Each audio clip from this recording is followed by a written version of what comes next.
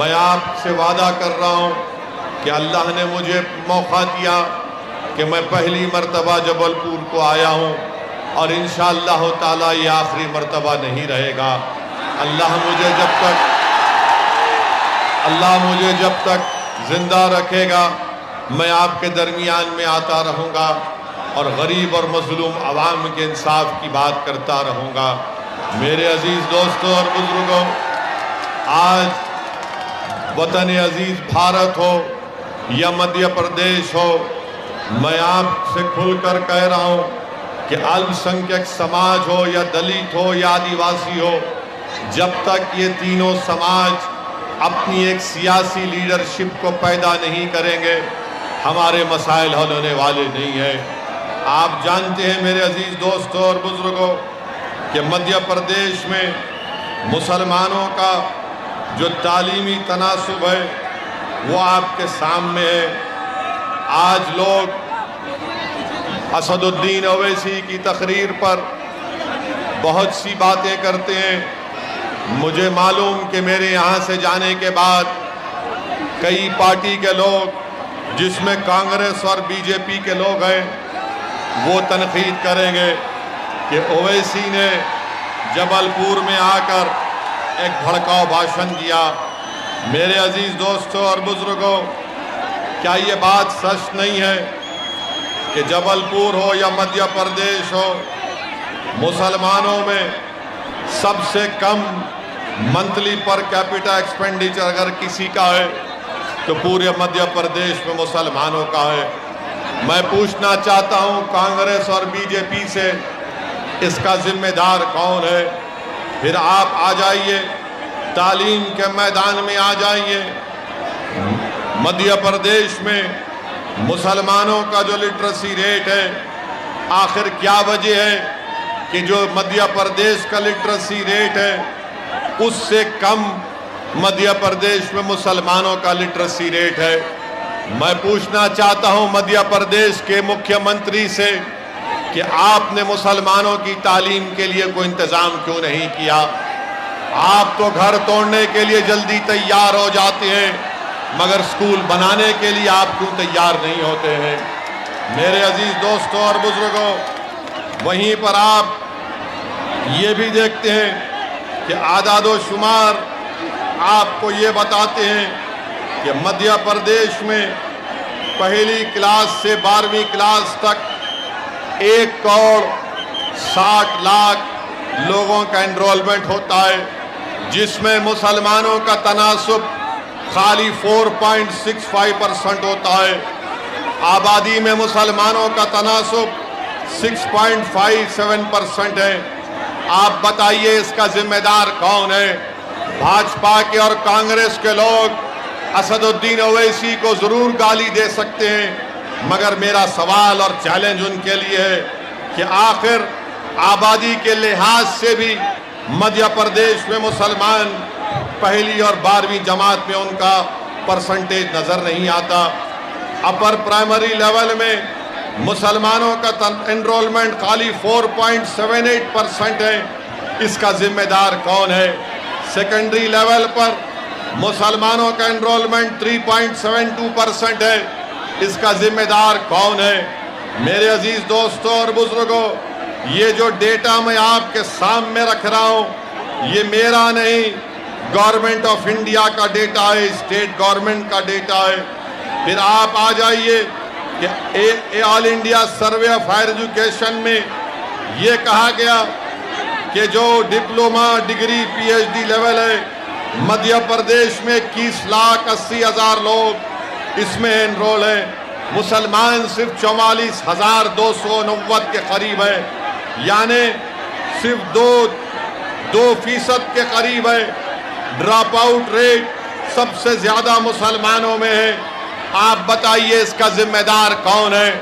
मेरे अजीज दोस्तों और बुजुर्गों, इसीलिए मैं आपसे अर्ज करने आया हूं कि जब तक आप एक सियासी ताकत नहीं बनकर उभरेंगे, आप अपने मसाइल को हल नहीं करने वाले हैं। मैं आपसे गुजारिश ये करने आया हूं कि आपको डरने और घबराने की जरूरत नहीं है। अगर आप इत्तेहाद पैदा करेंगे, मुत्तहिद हो जाएंगे तो आप जानते हैं कि आपके मसाइल हल हो सकते हैं। मुझे अभी बताया गया कि मोतीलाल वार्ड में वहां पर गवर्नमेंट ने घरों की स्कीम बनाई और वहां के मुकामी लोकल नेताओं ने गरीबों से पैसा लूटकर उनको घर दिलाया। अब बीजेपी की सरकार 450 घर से वहां से गरीबों को निकाल दिया है। मैं पूछना चाहता हूं उन नेताओं से जो गरीबों का खून चूस कर उनको घर तो धोखे से दिला दिया, मगर आज भाजपा की सरकार ने मोतीलाल वार्ड से उनको अपने घरों से महरूम कर दिया। मेरे अजीज दोस्तों और बुजुर्गों, मैं आपको ये बताने आया हूं कि आपको एक सियासी कुव्वत बनना है। आपको डरने और घबराने की जरूरत नहीं है।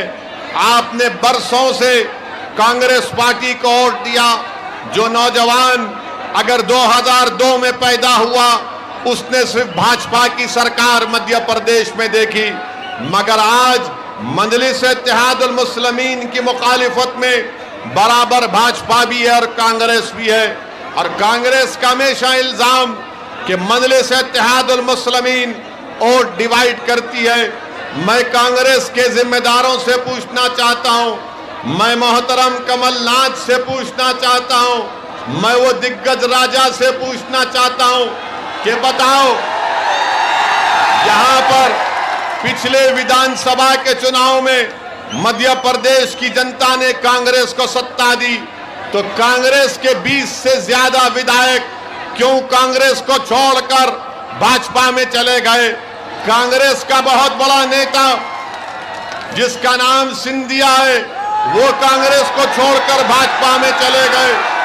अगर तुम्हारे 20-20 विधायक कांग्रेस को छोड़कर भाजपा में चले जाते हैं, अगर सिंधिया कांग्रेस को खुदाफिज कहकर मोदी के गोद में बैठकर चाय पीती है, तो बताओ इसका जिम्मेदार कौन है? इसका जिम्मेदार ओवैसी है या इसका जिम्मेदार कमलनाथ और कांग्रेस पार्टी है?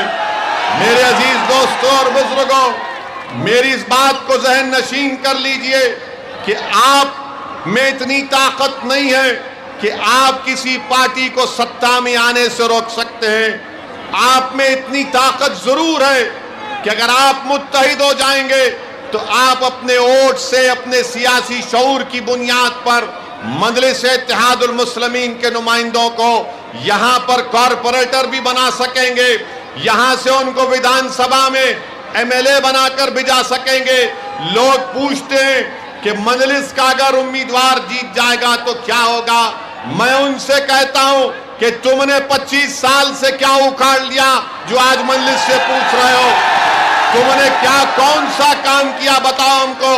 सिर्फ वोट हासिल करते हैं और वोट हासिल करने के बाद यही कमलनाथ का एक वीडियो आया था असेंबली या पार्लियामेंट के इलेक्शन में।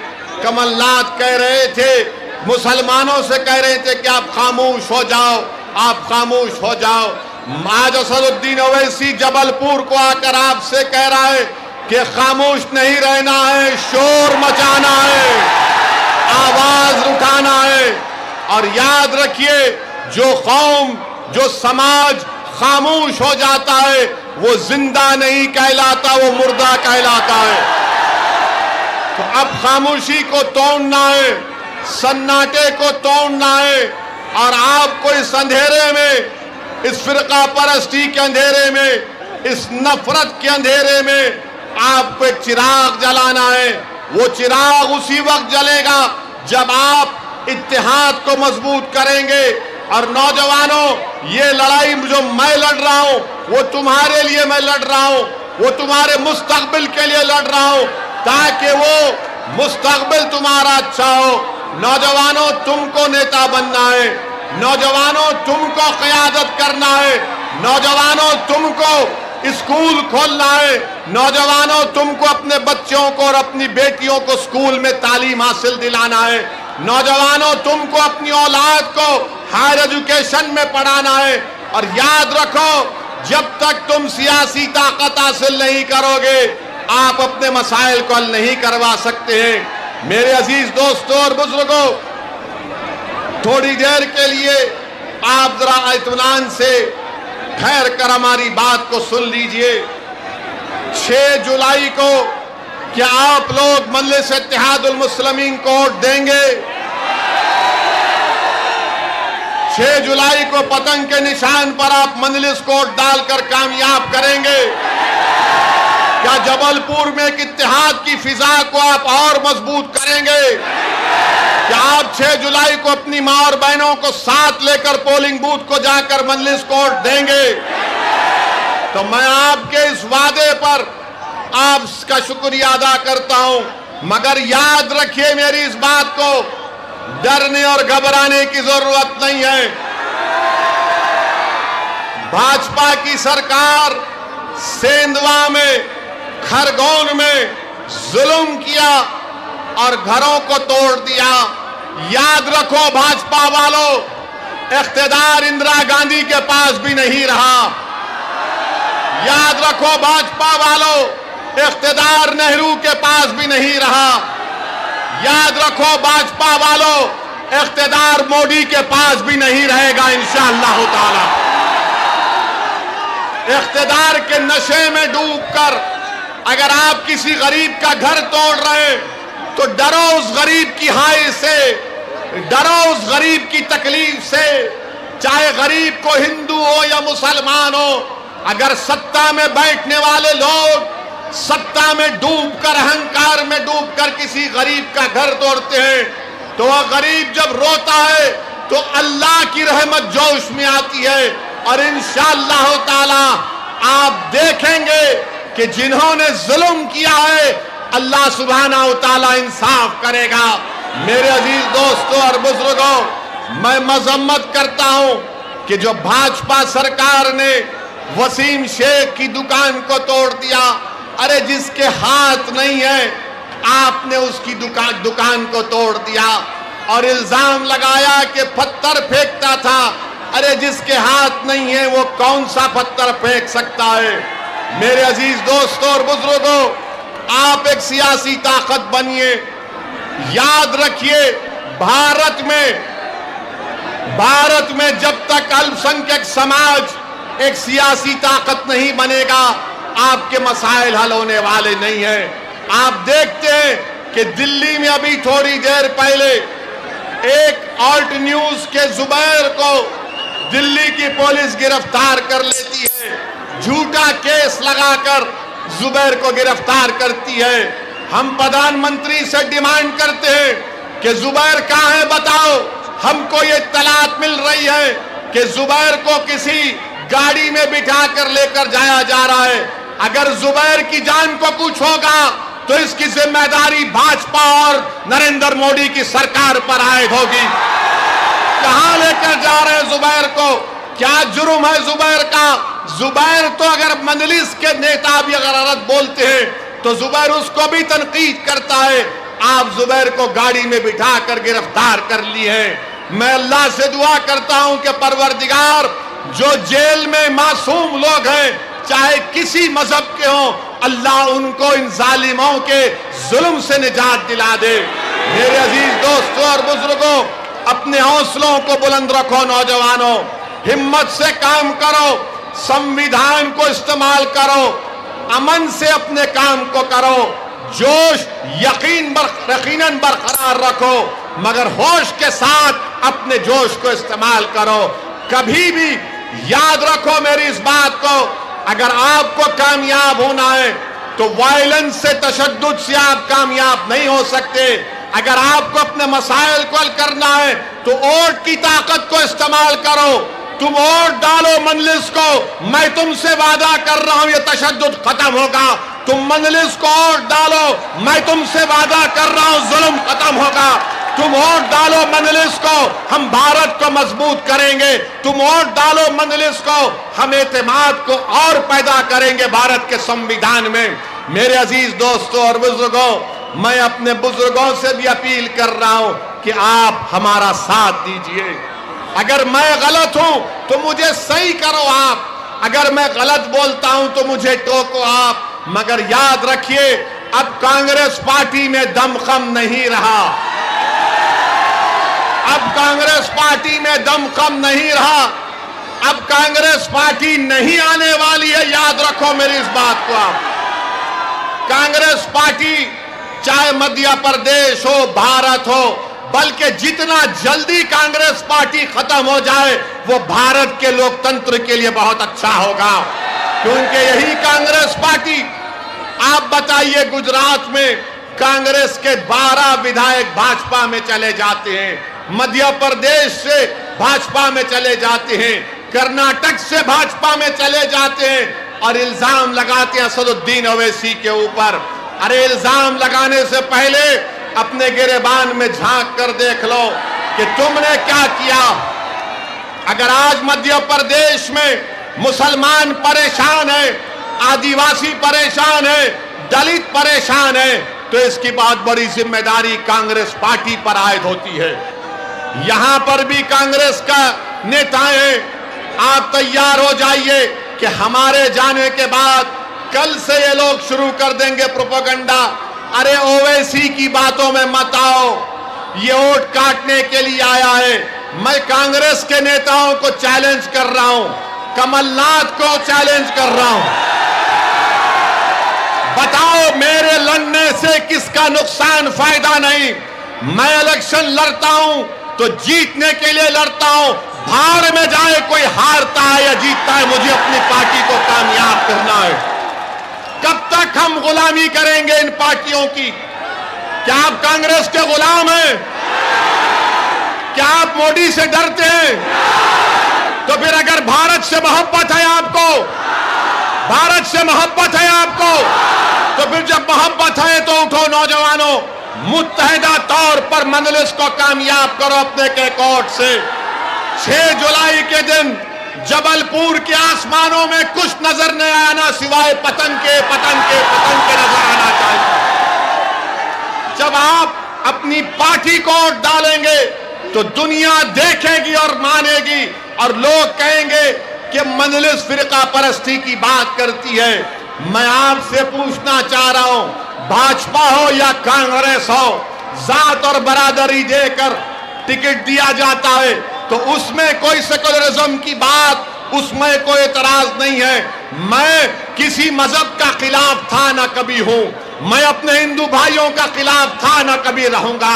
मुझे फिक्र और तकलीफ इस बात की है कि भारत का ये मुसलमान जिसके बुजुर्गों ने देश की आजादी में अपना सब कुछ लुटा दिया, तुम आज अगर खड़े हो तो तुम बरकतुल्लाह रहमतुल्लाह लेके जानशीन हो। कौन बरकतुल्लाह? जिसने अफगानिस्तान में बैठकर अंग्रेजों के खिलाफ हुकूमत बनाई थी। मेरे अजीज दोस्तों और बुजुर्गों, आज आपको अपने भारत को मजबूत करना है। और भाजपा के लोग ओवैसी के भाषण पर बहुत कुछ बोलेंगे। हम देश के प्रधानमंत्री से पूछना चाहते हैं कि नुपुर शर्मा को क्यों गिरफ्तार नहीं कर रहे आप? क्यों भारत के प्रधानमंत्री नुपुर शर्मा को बचा रहे हैं? क्यों बचा रहे हैं? नुपुर शर्मा को बचा रहे हैं, जुबैर को जेल में डाल रहे हैं। बताइए देश के प्रधानमंत्री, आपने तो इमरजेंसी को कंडेम किया था, मगर ये क्या हो रहा है हमारे देश में? ये क्या हो रहा है हमारे देश में? मेरे अजीज दोस्तों और बुजुर्गों, ये भाजपा के लोग ओवैसी पर बड़ी बड़ी तनकीद करते, गरीबों के घर पर बुलडोजर ले जाकर तोड़ते। अरे भाजपा वालों, सुनो मेरी बात को, अगर तुम में इतनी हिम्मत है तो चलो उस लद्दाख की सरजमीन पर जहां पर चीन की फौज भारत की जमीन पर कब्जा करके बैठी है, लेके जाओ बुलडोजर वहां पर, मैं भी तुम्हारे साथ चलने तैयार हूं। चीन को खाड़ कर फेंको, जो 1000 भारत की स्क्वायर किलोमीटर जमीन पर चीन कब्जा करके बैठा है। 2 साल से चीन कब्जा करके बैठा है, मगर हमारे देश के प्रधानमंत्री चीन की बात नहीं करते, चीन का नाम लेने से डरते हैं। आज अखबार में आया कि चीन अपनी फौज जहां पर हमारी जमीन है वहां पर एयरपोर्ट बना रही है, वहां पर फौज को मजबूत कर रही है। भाजपा वालों, कभी चीन की भी तो बात कर लो। तुमको मुझसे बड़ी मोहब्बत है, मैं जानता हूं, मगर इतनी मोहब्बत देश से भी तो करो। चीन के खिलाफ बोलो, मगर चीन के खिलाफ बोलने से कतराते हैं। मगर इंशाअल्लाह ताला मेरे अजीज दोस्तों और बुजुर्गों, आपका बेहद शुक्रिया कि आज आप इस जलसे आम में शिरकत की है। आप मजलिस को कामयाब करिए। मैं आपसे वादा कर रहा हूं कि यहां पर मजलिस इत्तेहादुल मुस्लिमीन तालीम के मैदान में काम करेगी, आपके बच्चों के स्कूल का इंतजाम करेगी, हमारे बेटियों के लिए कॉलेज में जाने का इंतजाम करेगी। जिन वार्डों में, जिन बल्दी हलकों में तरक्याती काम नहीं हुए, इंशाअल्लाह ताला उन डेवलपमेंट के काम को हम करेंगे। आपने बरसों कांग्रेस पार्टी को वोट दिया। मैं आपसे अपील करने आया हूं कि एक मर्तबा मजलिस को थाम लीजिए, एक मर्तबा मजलिस को अपनी आवाज बनाइए, एक मर्तबा मजलिस को ताकत दीजिए, ताकि मध्य प्रदेश में आपकी वोट की अहमियत मालूम हो सके, ताकि मजलूमों को उनको इंसाफ मिल सके। नौजवानों, अपने बुजुर्गों को समझाओ, ये लड़ाई हम तुम्हारे मुस्तकबिल के लड़ रहे हैं। नौजवानों, ये लड़ाई तुम्हारी है।